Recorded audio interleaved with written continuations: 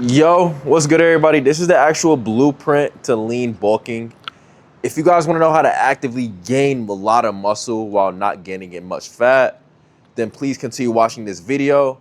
And it's crazy because everyone always told me that you need to dirty bulk, that you need to do these things and just need to just eat a fuck ton of food.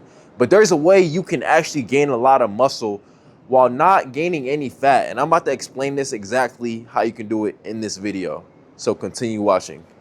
Yo, what's good, everybody? My name is Jalen, and this is the full blueprint to lean bulking while gaining muscle mass while losing fat. People tell you there's a way you can't do it, but I'm here to show you that you simply can. In this picture, I was about 170, but in this picture, I'm about 205. So I gained 35 pounds of lean muscle mass. Lean bulking is where you're in a controlled calorie surplus of 200 to 500 calories of cleaner, nutrient-rich foods just to maximize your muscle gain and minimize your fat gain.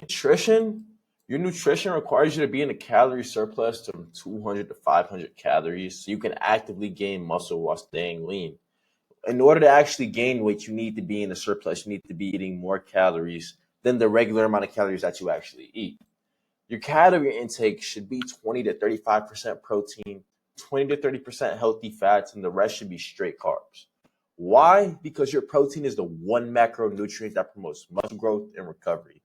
Some fatty acids are essential because our body needs them to also regulate our hormones and give our internal organs a cushion, which keeps them protected and helps with nutrient absorption.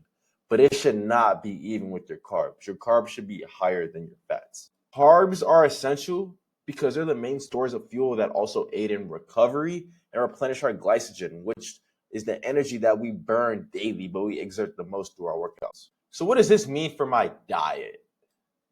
It means your diet should consist of high quality protein sources, which provide all essential and non essential amino acids. Things like chicken, fish, beef, grass fed beef, and ground turkey. Chicken breasts are key, but chicken breast lacks micronutrients. So you guys definitely want to tap more into ground beef and ground turkey. But if you like chicken breast, by all means, eat chicken breast. But to make it sustainable, go through all three of them and rotate them out, as well as incorporating fish in there is key. Eggs. I liked eggs a lot, and I bulked up off a lot of eggs. That myth with cholesterol is bullshit because it doesn't raise your cholesterol. So eggs aren't bad for you. They have a lot of essential macronutrients, and they also have a lot of essential healthy fats. So make sure you guys tap into eggs. If you have a hard time hitting your protein goal, incorporate egg whites with these. You won't regret it. Whey and plant-based proteins. Now, if you're lactose intolerant, by all means, go to plant-based proteins. But if you like it easier in your digestive system, then definitely go to whey. But keep variety in foods and all your foods to hit both macronutrients.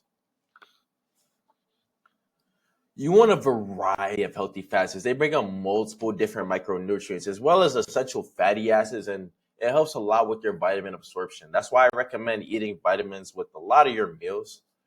Wild caught salmon, trout, sardines, grass-fed beefs, eggs, avocados, nuts, seeds are all great sources of healthy fats, but no trans fats because they are artificial fats that are created during the processing of food. You want healthy carbs.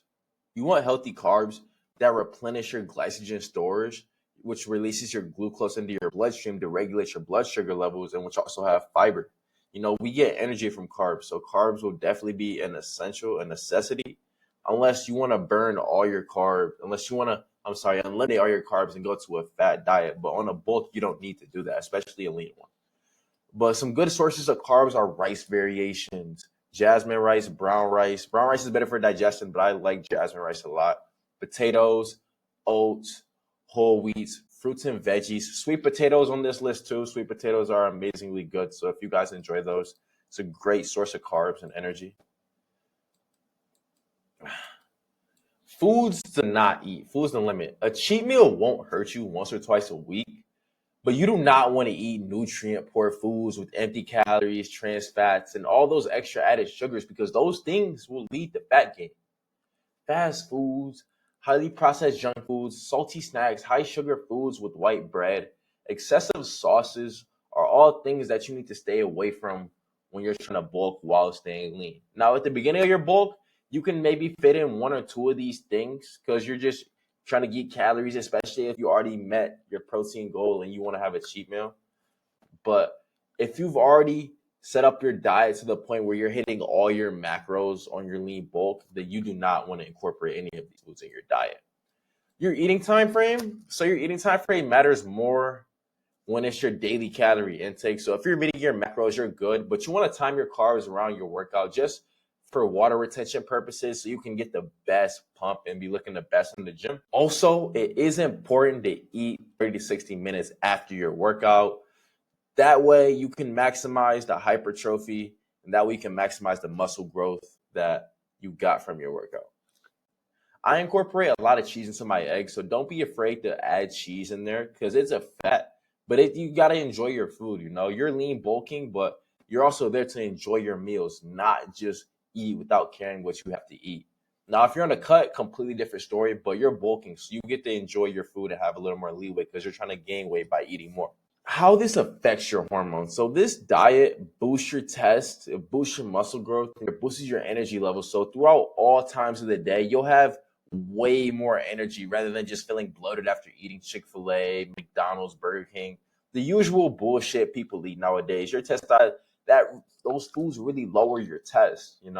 Eating ground beef, eating chicken thighs will boost your test and it'll boost your metabolism by a lot. Now, it affects your insulin by regulating your blood sugars completely. That way, you're getting all healthy sugars. So they're all sugars that are actually solid for you and not sugars that will remain as stingy fat and things that will fuck with your health heavy. And lean protein is one of the keys to slow glucose release, and it'll avoid sugar spikes completely.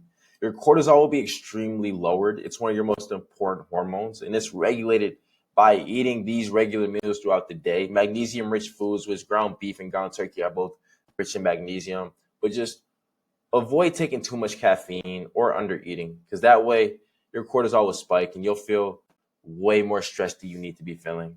It also affects your growth hormones. Getting quality sleep, having a high protein intake, having healthy habits, sticking on a morning routine is key to actually gaining this weight without losing fat. Your metabolism is much higher when you get 8 hours of sleep versus you getting 5 to 4 hours. One of my absolute favorite parts, supplements, baby.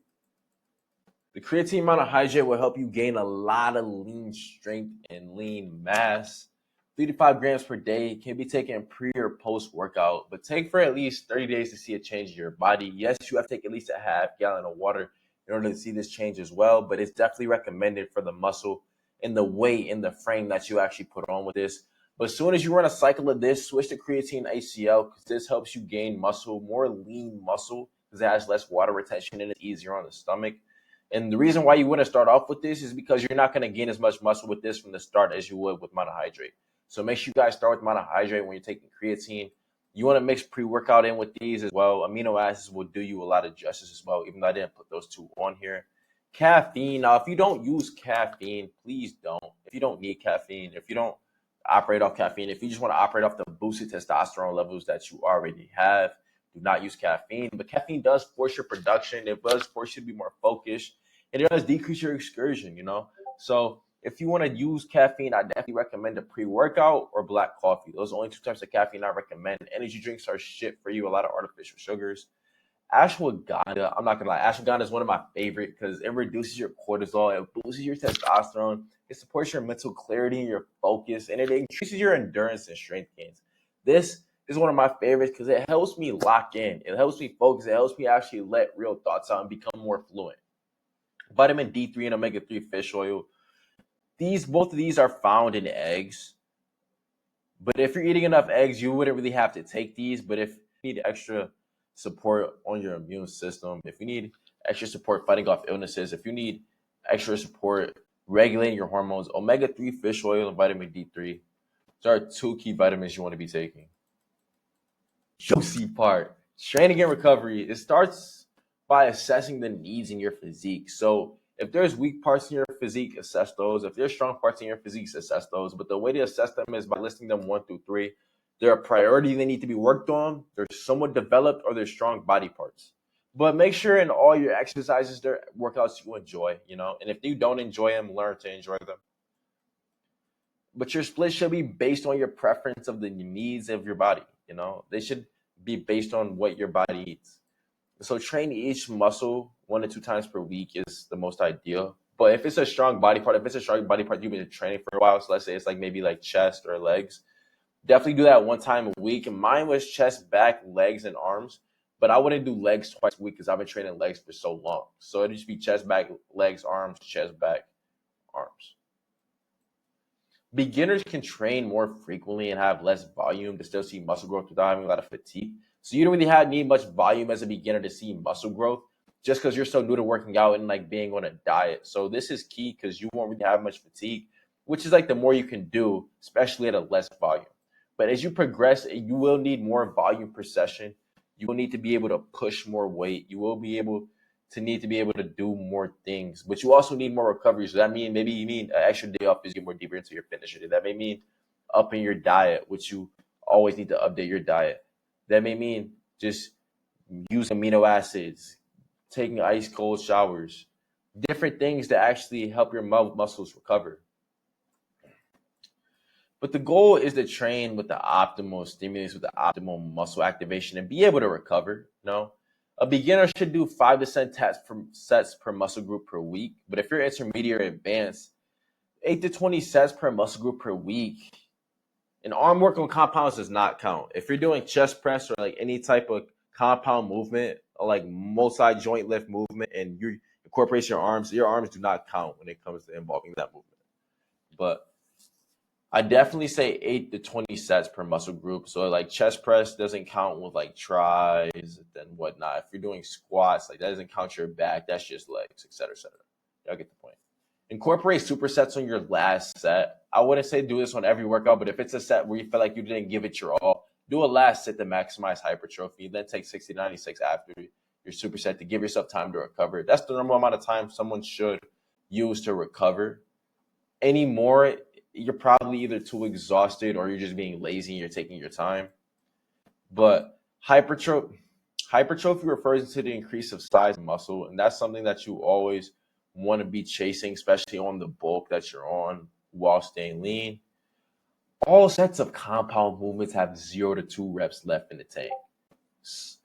In isolation movements, you should have 0 to 1 reps left in the tank. Number one, this is for safety reasons. Number two, this is mainly because on a full body movement, you want to be able to push more reps, but you also want to be able to like be safe. You don't want like the bar to like fall on you. You don't want nothing bad to happen. This is what I recommend for all my clients, just to leave 0 to 2 reps left in the tank. If they're feeling it, they can go to a failure and rack it. But on the isolation movements is where I really recommend to a failure because you're working an individual muscle rather than a multi-joint lift where you're working multiple muscles at once. But mainly just focus on executing the muscle because when you focus on execution, it stimulates the muscle the most. And you focus on squeezing at the top of your workouts, whatever it is, chest press, shoulder, any press, any pull, squeezing at the peak, but then slowly decelerating. Now, when you notice that you can't go any harder your next workout, do not have a decrease in performance, So if I do dumbbell chest press and I do 5 sets of 10 or 4 sets of 10, on my last set, if I don't get 10 again, that means I need to go to the next workout. You don't want to fatigue yourself you don't want to fatigue yourself and be not good for the next workout. You want to always be able to be somewhat decent and have some energy for your next workout. I preach this a lot because there's a lot of people that just do 10 sets of one thing because they like the workout.